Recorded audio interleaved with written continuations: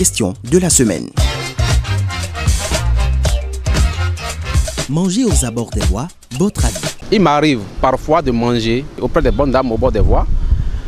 Pourquoi? Parce que d'abord, à un moment donné, on revient du service tout fatigué et la paresse fait qu'on est tenu de sortir. Très souvent, quand moi je mange au bord de la voie, c'est parce que je n'ai vraiment pas le temps de rentrer à la maison et tout, voilà. Non, je ne mange pas aux abords des voies. Je ne sais pas comment les nourritures sont préparées, mais parce que j'ai faim, moi je dois manger. Et naturellement, l'homme doit manger. Depuis toute petite, ma mère l'a interdit. Je ne suis pas très habitué à cette pratique, mais c'est récurrent dans la société parce que quand tu sors de chez toi, tu vas au boulot, tu n'as pas, les après-midi, tu ne peux pas te rendre à la maison pour aller manger.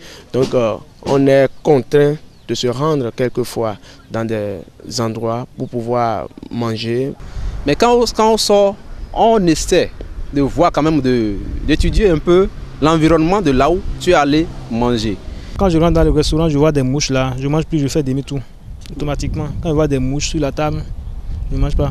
Aujourd'hui, par exemple, tu peux voir une bonne dame assez propre qui est en train de vendre, alors que l'hygiène qui était autour de la préparation dès le début n'est pas vraiment de taille. Donc, le tout ne dépend pas de l'aspect physique de la personne, bien de l'aspect physique de l'étalage, mais tout dépend de la personne qui veut manger, parce que déjà, que la personne soit propre ou mal propre, une chose est sûre, tu as vraiment envie de manger et pour une fois, ça ne tue pas. Ici, les gens ne se rendent pas compte du problème que constitue le mauvais produit qu'on met sur le marché pour la consommation.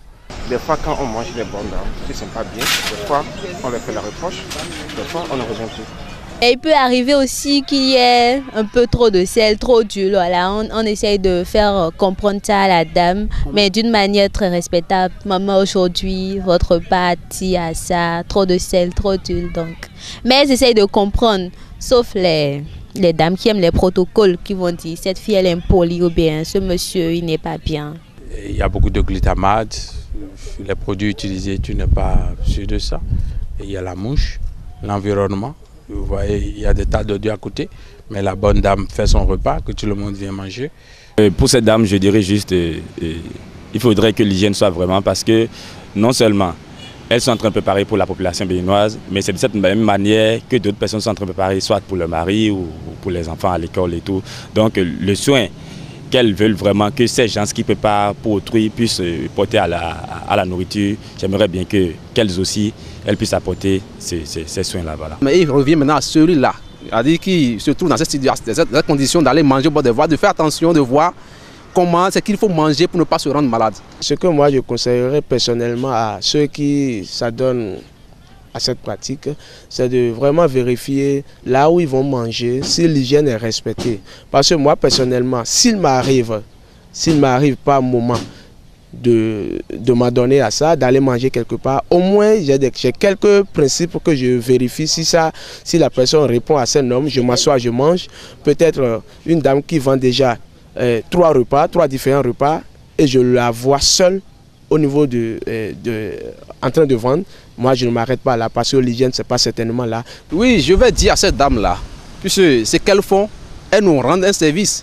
Par exemple, celui qui revient du service tout fatigué, ne peut pas aller dormir comme ça sans rien manger, quand même, il lui revient d'aller chercher quelque chose et mettre sous les dents. Mais cette bonne dame n'a quand même commencé par penser à l'hygiène et commencer par aussi faire attention à tout ce qu'il faut mettre dans leur préparation pour servir au public. Entretenir leur restaurant et bien faire, bien préparer le mets, que ça ne nous donne pas des maladies après avoir mangé. Et après l'hygiène là, mais il faut aussi penser à ce que ceux-là mettent ensemble pour préparer leur solution. Si je veux parler de solution, la sauce en question, puisqu'il y a la tomate en boîte et les boîtes de conserve de tomates là, c'est pas quelque chose qui est conseillé, qu'il faut consommer n'importe comment. Mais ces bonnes dames ne mesurent pas la dose. Pour elles, c'est que la sauce, que ça soit vraiment succulente, et puis on met tout ce qu'il faut. Et les bouillons, les tomates en boîte, tout. Même, il leur arrive parfois d'écraser des carottes à la place de la tomate. Tout ça peut rendre malade. À l'endroit de ces bonnes dames, je leur dirais simplement de penser à la vie de la population.